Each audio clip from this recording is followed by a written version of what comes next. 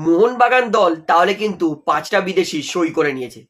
মোদ্দা কথা বলতে পারি, আইএসএল এ কিন্তু আরো একবার সেই নিজের পুরনো রাজত্ব ফেরাতে পুরোপুরি প্রস্তুত মোহনবাগান। এই 5টা বিদেশি কে এবং এদের ফলে কেন মোহনবাগান আরো একবার সেই নিজের চ্যাম্পিয়ন তকমা, সেই মোহনবাগান মানেই ভয়, মোহনবাগান মানেই কঠিন ম্যাচ, নিজেদের সেই পুরনো রূপ ফেরাতে চলেছে মোহনবাগান দল। আইএসএল এর ইতিহাসে গত সিজনটা মোহনবাগানের সব থেকে খারাপ গেছিল। এইটা এমন এক সিজন যেই সিজনে মোহনবাগান আইএসএল এর কোনো ট্রফি পায়নি। লাস্ট সিজনে মোহনবাগান মূলত ভুগেছে ডিফেন্সিভ মিডফিল্ডে একটা ভালো বিদেশি, অ্যাটাকিং মিডফিল্ডে একটা ভালো বিদেশি এবং উইং বরাবর খেলার জন্য একটা ভালো বিদেশি মোহনবাগানের কাছে ছিল না। সেই ভুলগুলো কিন্তু এইবারে শুধরে পুরোনো সিজন থেকে 2টো বিদেশি এবং নতুন সিজনের জন্য 3টে বিদেশিকে কনফার্ম সই করে নিয়েছে। পুরনো বিদেশি থেকে মোহনবাগান যাকে প্রথম রেখে দিয়েছে সেটা কিন্তু অ্যালবার্তো রড্রিগস, ডেভিল মনস্টার।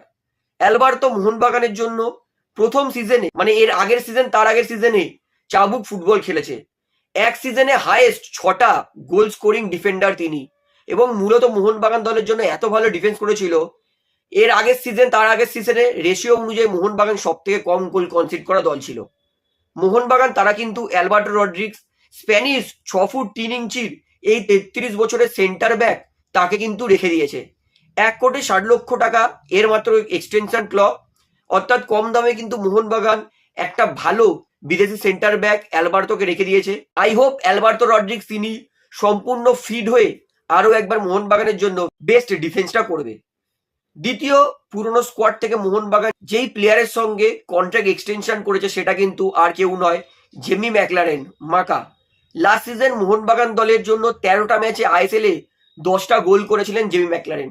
মাত্র একটা গোলের জন্য ইনি কিন্তু গোল্ডেন বুট অর্থাৎ টপ স্কোরারের পুরস্কারটা পায়নি। জেমি ম্যাকলারেন আমরা দেখেছি সিজন শুরু হওয়ার আগে থেকেই নিজের কিন্তু প্র্যাকটিস ফিটনেসের ওপর পুরোপুরি কাজ করছে। জেমি ম্যাকলারেন এই 32 বছরের অস্ট্রেলিয়ান প্লেয়ার এবং মোহনবাগানের কিন্তু সব থেকে দামি প্লেয়ার। জেমি ম্যাকলারেন তার বর্তমান মার্কেট ভ্যালু 6,20,00,000 টাকা হলেও মোহনবাগান তাকে কিন্তু 9 কোটি টাকা পেমেন্ট করছে, কারণ 3 বছরের চুক্তিতে যে মোহনবাগান সই করেছিল সেই অনুযায়ী 9 কোটি টাকা কিন্তু জেমি ম্যাকলারেন পাবে।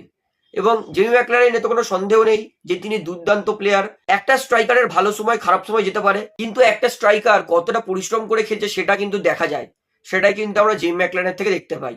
অর্থাৎ মোহনবাগানের দ্বিতীয় কনফার্ম ফরেনার সেটা কিন্তু জেমি ম্যাকলারেন। 3 নম্বর, মোহনবাগানের কনফার্ম আপকামিং সিজনের ফরেনার সেটা কিন্তু সামির জিলকোভিচ। সামির জিলকোভিচ মূলত সেন্টার ব্যাকে খেলে, 6 ফুট 1 ইঞ্চি উচ্চতা, বয়স মাত্র 28, মার্কেট ভ্যালু 3,60,00,000। সামির জিলকোভিচকে সই করার কারণ তিনি কিন্তু একটা ডিফেন্সিভ মিডফিল্ডের পজিশনেও খেলতে পারে। অর্থাৎ মোহনবাগান এমনই একটা প্লেয়ার খুঁজছিল যে দরকারে ডিফেন্সিভ মিডফিল্ড খেলতে পারবে, কারণ লাস্ট সিজন মোহনবাগানের কাছে কিন্তু জনি কাউকো এবং তার আগে কাল ম্যাকিউর ব্যাকআপে প্লেয়ার ছিল না, যেই প্লেয়ার ডিফেন্সিভ মিডফিল্ড থেকে ভালো বল বাড়াতে পারবে। সামির জিলকোভিচকে নিলে নো ডাউট ডিফেন্সিভ মিডফিল্ড থেকে কিন্তু তিনি ভালো বল বাড়াতে পারবেন।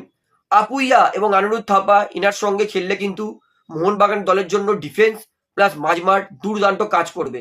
তাই 3,60,00,000 টাকার একটা হিউজ অ্যামাউন্ট দিয়ে সামির জিলকোভিচকে সই করে কিন্তু মোহনবাগান ডিফেন্স এবং অ্যাটাক দুটোরই কিন্তু খুব ভালো সহায়তা করেছে। মোহনবাগান চতুর্থ এবং কনফার্ম ফরেনার সেটা কিন্তু ডেজান ড্রাজিক। 30 বছরের এই লেফট উইং কাম রাইট উইং কাম অ্যাটাকিং মিডফিল্ডার প্লেয়ারের জন্য মোহনবাগান কিন্তু 4,40,00,000 মতো একটা হিউজ অ্যামাউন্ট খরচ করেছে।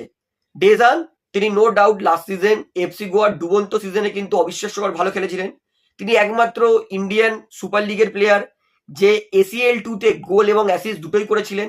লাস্ট সিজন এফসি গোয়ার জন্য ইনি 7টা গোল এবং 6টা অ্যাসিস্ট করেছেন।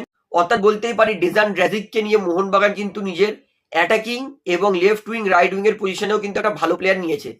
ডেজান ড্রাজিক যদি ভালো খেলে, গোল এবং অ্যাসিস্ট দুটোই মোহনবাগানের জন্য করতে পারে, মোহনবাগান কিন্তু নো ডাউট নিজের কিন্তু সেই রাজত্ব আবার ফিরে পাবে। মোহনবাগান তাদের পঞ্চম এবং কনফার্ম বিদেশি সেটা কিন্তু last season golden ball winner এবং ইস্ট বেঙ্গল দল তাদের নয়নের মণি মিগুয়েল ফিগুয়েরা, তাকে কিন্তু মোহনবাগান পঞ্চম বিদেশি হিসেবে সই করেছে। মিগুয়েল আসায় মোহনবাগান দলের কিন্তু সেন্ট্রাল মিডফিল্ডার অ্যাটাকিং মিডফিল্ডে একটা ভালো ক্রিয়েটিভিটি প্লেয়ার কিন্তু পাবে। অক্লান্ত পরিশ্রম করেছিলেন, ভালো অ্যাসিস্ট করেছিলেন, সব থেকে বড় কথা, তিনি কিন্তু দূরপাল্লার শট দারুণ নিতেন। মিগুয়েল, তার জন্য কিন্তু মোহনবাগান 5,20,00,000 টাকার মতো একটা হিউজ অ্যামাউন্ট খরচা করছে। বয়স মাত্র 26, ব্রাজিলিয়ান প্লেয়ার। লাস্ট সিজন ইস্টবেঙ্গলের জন্য 6টা অ্যাসিস্ট, 2টো গোল করেছিলেন আইএসএল এ। তো বলতে পারি মিগুয়েল আসায় কিন্তু মোহনবাগান দলের মাঝমাঠ অ্যাটাকিং এর পজিশনটাও ভালো হয়েছে। অর্থাৎ এটাই কিন্তু মোহনবাগানের 5টা কনফার্ম বিদেশি আপকামিং সিজনের জন্য। তো মোহনবাগানের ষষ্ঠ বিদেশিটা কে হবে সেটা কিন্তু এখনো মোহনবাগান খোঁজবিন চালাচ্ছে। যদি ওসিআই প্লেয়ারের নিয়মটা ম্যান্ডেটরি করে দেয় এআইএফএফ, তাহলে কিন্তু 6 নম্বর বিদেশি হয়তো ইয়ান দান্দা। তো সেটা পরের কথা। আপাতত কিন্তু মোহনবাগান দলে 5টা কনফার্ম বিদেশি হয়ে গেছে। এই 5টা বিদেশি আসায় কিন্তু মোহনবাগান দল নিজের স্কোয়াডটা শুধু মজবুত করে, তার মধ্যে কিন্তু তারা নিজের দলটাকে আরো একবার চ্যাম্পিয়নের পর্যায়ে কিন্তু পৌঁছে দিয়েছে। এবং অবশ্যই মোহনবাগানের 5টা বিদেশি কারা, এই ভিডিওটা শেয়ার করে সবাইকে জানিয়ে দেবেন। তো আমি আপনাদের থেকে জানতে চাই যে মোহনবাগানের এই 5টা বিদেশি সই নিয়ে আপনারা কতটা খুশি, সেটা কিন্তু আমাকে অবশ্যই কমেন্টে জানাবেন।